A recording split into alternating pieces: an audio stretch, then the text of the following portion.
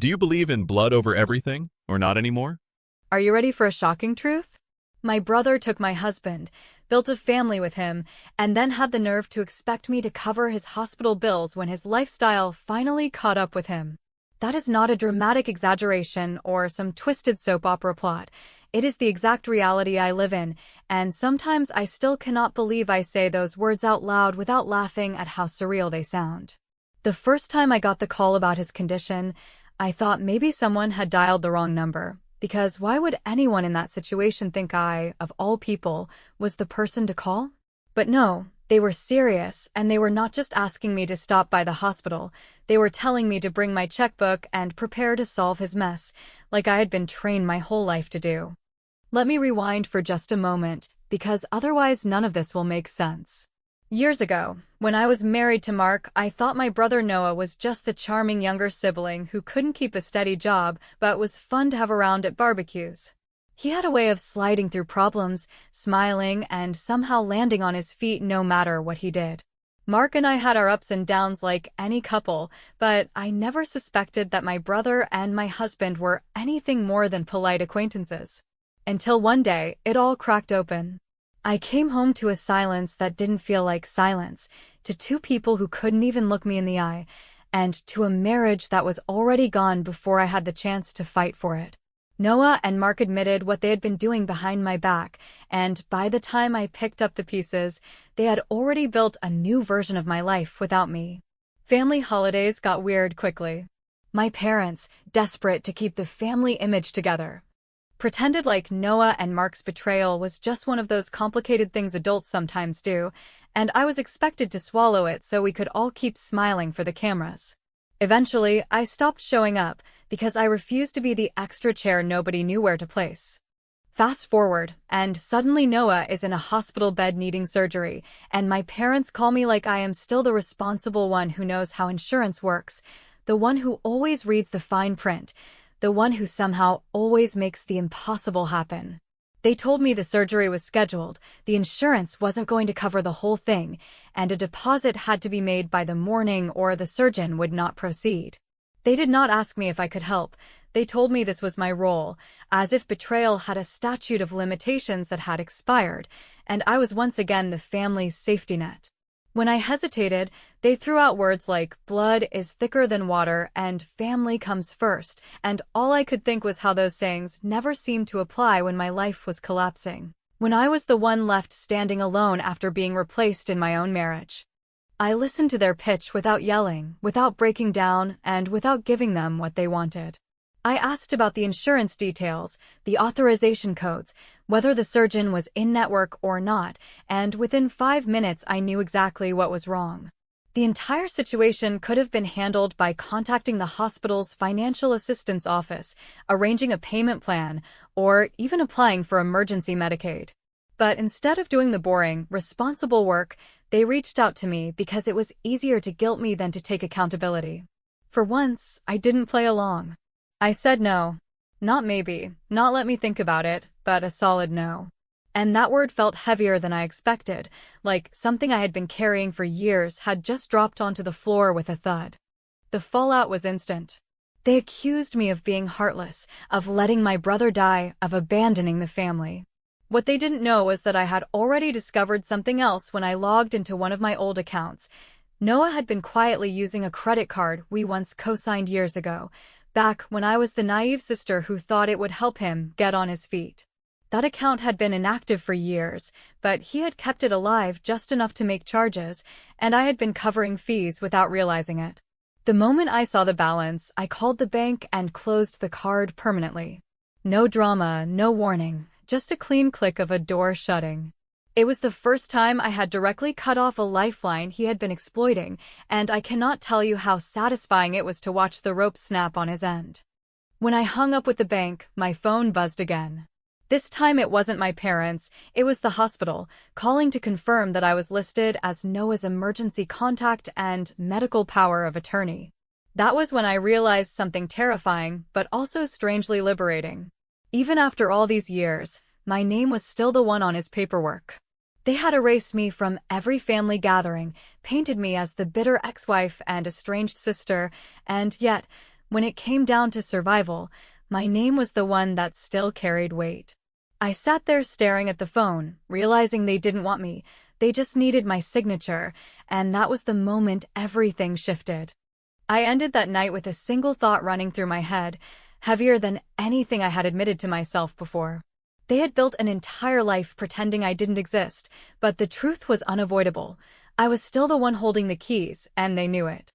The morning after I said no, my phone woke up before I did, buzzing with a chain of messages that read like a public relations plan written by amateurs who still believed that if enough people repeated a story, the facts would eventually surrender. And in those messages, my parents asked me to come to the hospital, not to help with paperwork or to sit by a bed, but to show support in a way that clearly meant stand in the photo and shut up about how we got here, because the important thing, according to them, was to seem united while someone else footed the bill, and for the first time I heard how ridiculous that sounded and said I would not be part of a performance staged over my own bones. Within the hour, Jenna posted a cropped shot of Noah's wristband and a carefully worded caption about how family love is the real insurance and how a community can do miracles when one person steps up. And then she tagged me by name with a line about how I have always been the strong one who gets things done, which, if you translate from her language, meant please open your wallet like you always do and let us keep calling it love. I did not respond publicly with a manifesto or a list of grievances, because angry paragraphs never fix anything and I do not need a comment section as a jury, so I sent one private message to the fundraiser page, where I asked the organizer to remove my name, stated that I had no role in financial decisions for Noah's care, and included 3 plain resources that would cover most of their problem if anyone bothered to read them. Namely, the hospital's financial assistance office contact, the form for a charity care evaluation, and the link to the state marketplace for a special enrollment that can sometimes be backdated when a life event occurs, which is not glamorous or viral. But it is how grown-ups solve expensive emergencies without sacrificing their self-respect on the altar of a curated sob story. The fundraiser updated the description to be less personal, then the comments turned sour, because once the halo slips even a little, people begin asking the wrong kinds of questions. Like, where did the money from last year's campaign go, and why is the surgeon out of network, and if your family is so supportive, why are you crowdsourcing a deposit? And I watched that happen with a calm that surprised me. Because for once it was not my job to patch a dam built from wishful thinking and unpaid balances. My parents switched tactics and called me with the soft guilt, the kind that sounds like love until you turn the light on it, telling me this is not about the past, this is about a life, and that I am the only one who understands how to talk to hospitals. And I told them I do understand how to talk to hospitals, which is exactly why I had already emailed the patient accounts office a simple letter revoking my consent to be listed as Noah's decision maker or emergency contact, attaching a copy of the original document with my name on it and the state form that lets you rescind authority, and asking the hospital to update the file so that Noah and Mark, who have enjoyed living as adults when it served them, could now continue being adults when it cost them, which is to say they can sign, they can apply, they can negotiate, and they can learn the difference between a favor and a contract. I also asked the billing department to direct all future financial communications to the parties currently responsible, which is a polite way of saying stop dialing me by habit, because the habit is over. And I could tell from the silence on the other end that my parents had not expected me to know exactly which lever to pull or to pull it without asking their permission, which tells you everything about how this family has worked for too many years. By afternoon, the fundraiser slowed, the comments grew sharp, and Jenna posted a story about privacy and kindness that tried to scold the air into behaving, and I thought about all the years I had turned myself into air so the room could feel comfortable. And I decided not to do that anymore. Then the hospital called me again anyway, because changing systems takes time, and a tired voice asked if I would confirm financial responsibility as the listed power of attorney. And I said that designation had been revoked that morning and that the updated documents were in their secure inbox. And I asked them to route the case to the social worker for assistance and to notify the surgeon's office that authorization can be reconsidered if they move the procedure to an in-network facility, and While I was still on the line, I forwarded the same guidance to my parents and to Noah, repeating in one sentence that help exists that does not require my signature, which is the only kind of help I am willing to give now, the kind that teaches people how to stand up without using my back as their floor. Right before dinner, my phone buzzed with a message that made the air in the room thicken even though I was already expecting some version of it, and it was a photo of a loan application tied to a medical credit line. The sort of thing clinics offer at the desk when someone hesitates, and there, in a lazy pen stroke, sat my name in a signature that was not mine, neatly dated last year, attached to Noah's address. And underneath it the pre-approved limit that looked like a lifeline until you remember whose neck usually ends up inside that loop, and I stared at that image long enough to feel anger settle into something colder and more useful, because now this was not a family argument, not optics, not a plea for grace, but a question of identity and accountability, and I knew exactly what I would do next, and exactly how boring and devastating my next move would be. When I saw that forged signature on the medical credit line application, something inside me finally settled in a way I had not felt in years, because all the arguments, the accusations, the tears, and the manipulations could be spun, reinterpreted, or denied, but a forged document with my name written by another person was evidence that did not care about family stories, and suddenly I understood that I had been living for too long inside their narrative while ignoring the quiet power I held in my own. I spent that night not crying, not ranting, but going through folders that I had kept in boxes marked old paperwork, which most people think means useless, but I have always had a compulsion to keep records, and as I turned page after page,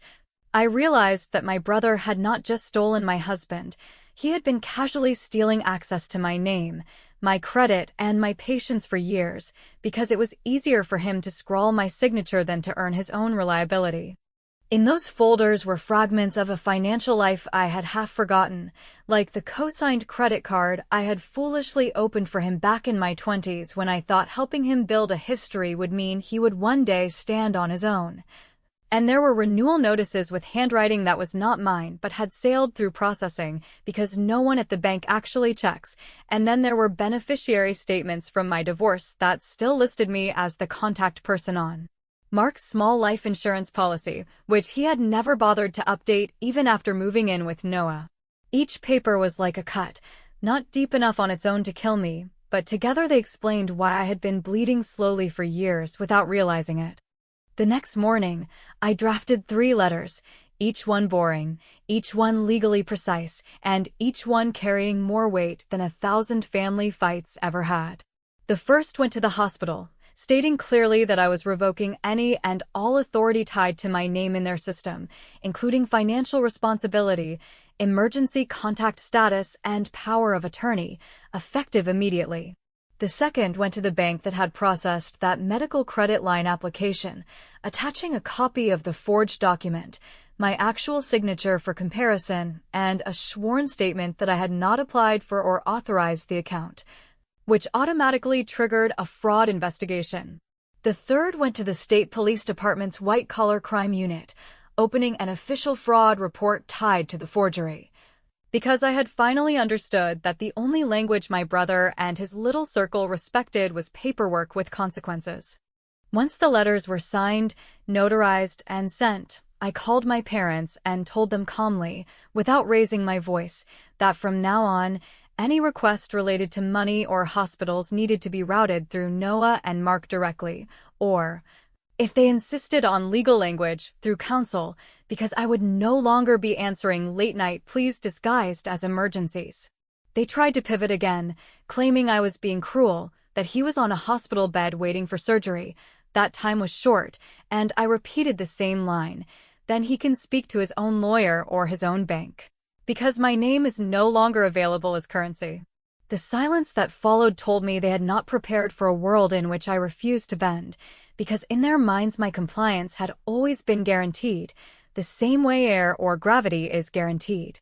By afternoon, my phone buzzed again with messages from cousins who had suddenly taken an interest, repeating what they had been told, that I was jeopardizing Noah's health, that the hospital would cancel the surgery without my signature. that I was choosing revenge over life, and I answered not with explanations, but with a copy of the fraud report number and the bank's confirmation email, adding only one line: "My name is not a community resource." For the first time, the noise quieted, because when you show people evidence, not emotions, the conversation changes. Late that evening, the hospital called one more time, this time from the surgeon's office, and the voice on the other end was polite but firm as they asked if I could come in person to sign off on financial responsibility before they proceeded. Because their files still listed me as the decision-maker, and the system had not yet processed the revocation I had filed. I agreed to come, not because I wanted to help, but because I wanted to look them in the eye as I handed over the documents that would force everyone to face reality. As I put the folder together, copies of the fraud report, bank letters, revocation forms, and notarized statements, I felt something I had not felt in years. Control that was not loud, not theatrical, but calm and precise. Like turning the key on a lock and hearing the click that says you are finally free. And as I zipped that folder shut, I knew exactly how the next day would go, because the moment I stepped into that hospital room, the performance would end, and the truth would take the stage, not in raised voices, but in the sound of paper sliding across a desk. Paper that carried the weight of every choice they had made to erase me, and every choice I was now making to erase myself from the burden they had built on my back. Walking into the hospital the next morning felt less like entering a place of healing and more like stepping into a courtroom where the verdict had already been whispered but not yet read aloud. Because I could see on every face around me that they had rehearsed the story they wanted the surgeon and the staff to hear, and all they needed was my compliance to make it sound believable. I carried the folder tucked under my arm, not as a weapon but as a shield, and as soon as I walked into that pre-op waiting area, I realized just how much weight silence can carry when everyone else is scrambling to explain, justify, and plead, while you simply stand there holding the truth in neat, numbered pages. My parents rushed toward me, their voices climbing over each other in a chorus of "Please just sign, you can be angry later," and "This is life or death," but I did not sit down, and I did not raise my voice, because I wanted them to feel how cold and immovable I had become after years of bending until my spine nearly snapped. Noah tried a different tactic, one he had perfected since childhood, which was to make a joke at his own expense so that everyone would soften and laugh, because laughter always made his mistakes seem smaller. He said something about owing me a lifetime of babysitting hours if I would just help a brother out one more time, and when no one laughed, he shifted into the tears, the sniffles, the hand reaching out from under the hospital blanket, all the while trying to remind me that beneath the betrayal he was still my blood. Mark stood in the corner, exactly where he had always stood, saying nothing, because saying nothing had always been his way of avoiding blame, even though silence can wound deeper than words when it is repeated often enough. Jenna, on the other hand, glared at me as if her eyes could burn holes through the folder I carried, muttering under her breath about how some people cannot move on, as if I was the one who had taken something that did not belong to me. The surgeon entered with a clipboard, and the room fell into that brittle hush where everyone waits for the authority figure to speak, and he explained in careful, professional tones that surgery could not proceed without a confirmed financial guarantor, because the hospital had flagged issues with coverage, and until someone signed, the risks outweighed the assurances. My parents immediately turned toward me, almost in unison, as if I had been cast in a play and had missed my cue, and I opened the folder, pulled out the notarized revocation form, and handed it directly to the surgeon without so much as a pause. I told him clearly that my name had been removed from every designation of authority, that any reliance on me as power of attorney was outdated and invalid, and that the parties responsible were seated in that very room, fully capable of signing their own names to their own obligations. The social worker who had been hovering nearby asked me if I was sure, as if maybe I had been pressured or confused, and I answered with one line that summed up everything I had carried for years. He took my husband, and he took my name, and he cannot keep both. The social worker looked at me for a long moment, nodded, and slipped the paper into the chart, and in that small gesture I saw the shift begin, the recognition that the story my family had spun was unraveling in the presence of documented fact. My parents sputtered, accusing me of being vindictive, and Noah tried again with the tearful promises that this time would be different, that he would pay me back, that we could fix the past later if I would just sign now, and I did not flinch, because I knew promises were the currency he had always spent most freely. I turned to the surgeon and said that there were legitimate alternatives, that the hospital's own financial assistance program could cover part of the cost, that a transfer to an in-network facility would reduce the bill substantially, and that payment plans existed for exactly these situations, but that none of those options required my signature, my credit, or my presence. The surgeon listened, took notes, and nodded, and I could see in his eyes the relief of someone who understood that I was not obstructing care, I was simply refusing to be exploited. As I left the room, my parents called after me with words that had once pierced me, selfish, heartless, cold, but they no longer stung, because I had finally learned that when people benefit from your silence, your refusal will always sound cruel to them. At the nurse's station, I dropped off a final letter instructing the hospital to remove me as emergency contact on any record that mentioned Mark, because I was done being tethered to men who used my absence as leverage while erasing my presence in every other part of their lives. Just as the elevator doors began to close, Mark slipped out of the room and caught up to me, his face pale and his voice low, whispering that Noah had not just forged that credit line but had also used my identity on another account last year. A medical loan he had opened to cover smaller procedures, one that could drag me down if I did not move fast. I looked at him, at the man who had once promised to protect me and instead handed me over to my brother's chaos, and I said nothing more then you and I have one last piece of business to finish, before I stepped into the elevator, clutching the folder that had become my armor. And in that moment, I knew that the war was no longer about family loyalty or personal betrayal, but about the clean execution of boundaries so sharp they could never be blurred again.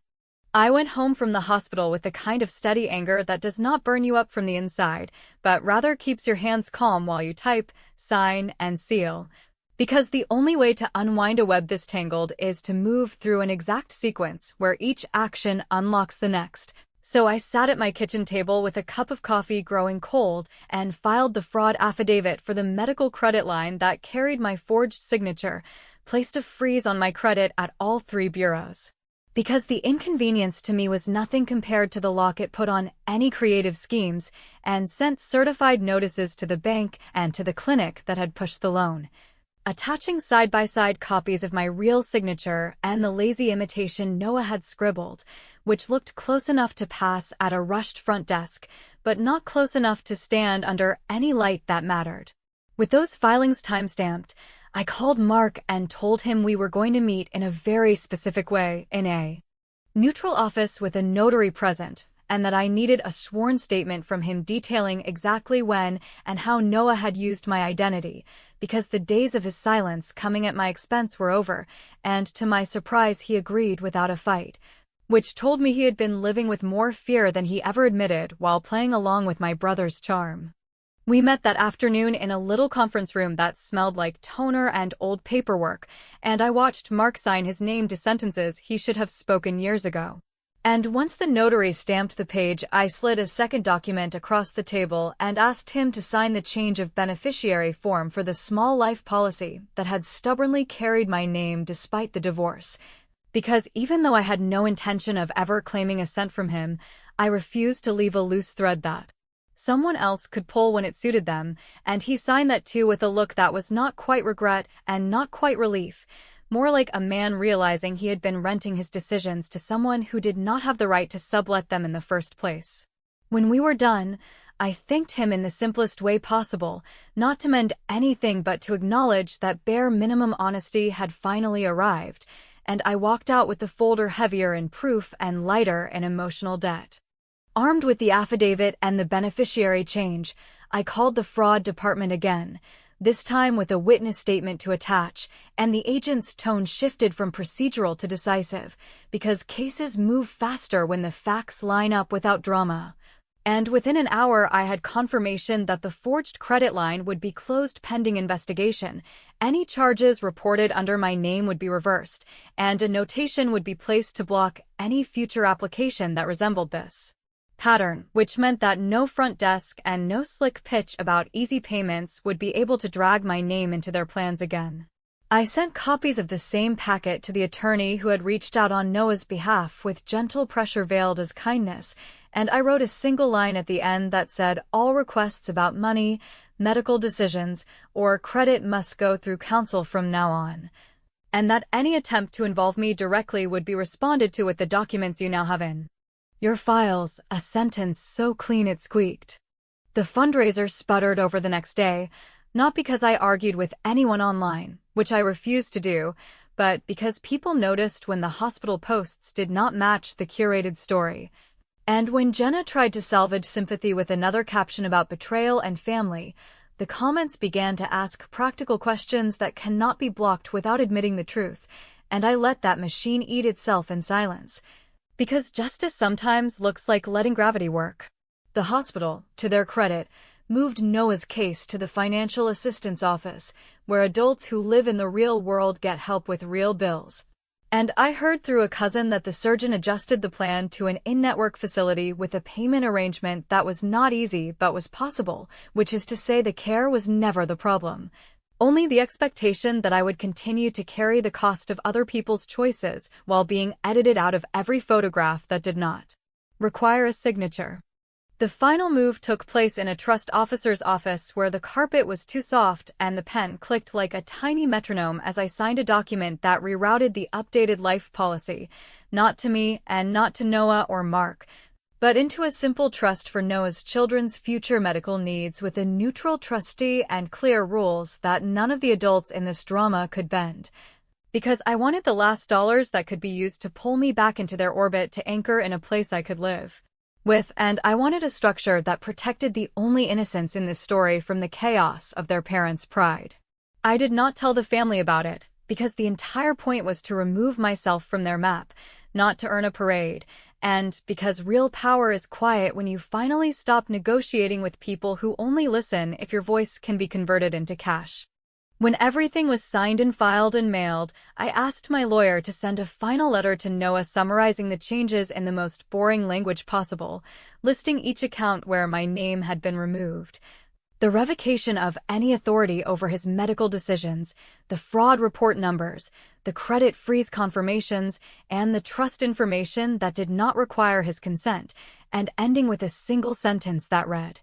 "Return every document that carries my name and stop using it for your life, because you no longer have access to it," which is not poetry, not vengeance, just a locked door with a key that only I hold. He replied through his attorney with a mess of excuses and a few tired threats that would have terrified me years ago, and I put the envelope in a drawer without answering, because the conversation had ended and the echo was not my problem.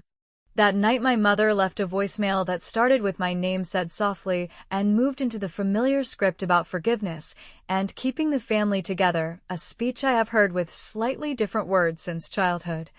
And I stood in my kitchen listening to it once, not out of cruelty but to mark the moment, and then I deleted it, not because I do not love them in the complicated way daughters love people who cannot love them back without conditions, but because love that costs your identity is not love. It is a lease that needs to be terminated with finality. I washed the coffee mug I had abandoned 2 days before, stacked the empty folder on a shelf where it would not haunt me, and sat down with a quiet that did not feel like absence, but like a room that finally fits. And if anyone asks me now what justice looks like, I will say it looks like walking away without an apology and leaving behind a paper trail that will not let anyone drag you back, and if that sounds cold too. People who benefited from the old version of me, they can live with the weather they created, because I am done providing heat on demand.